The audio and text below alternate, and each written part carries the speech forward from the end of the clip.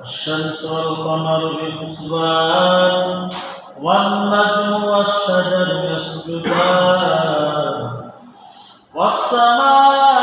رفعها ووضع الميزان ألا تطغوا في الميزان وأقيموا الوزن بالقسط ولا تخسروا الميزان والأرض وضعها للأنام فيها فاكهة والنخل ذات الأكمام والحب ذو العصف والريحان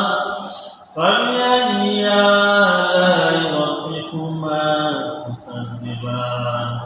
صدق الله العظيم আল্লাহ তাআলা দরবারে শুরুতেই শুকরিয়া আদায় করতেছি যে আল্লাহ পাক আমাদেরকে জুমার নামাজ আদায় করার জন্য ভাষার ভাষা কিছু কথা বলার জন্য সুন্দর জন্য আল্লাহ কবুল ও মঞ্জুর করেছেন। নিয়ামতের শুকর আদায়ার্থে মুসলমান হিসাবে ঈমানে আওয়াজ উঁচু করে এক আওয়াজ উচ্চ কণ্ঠে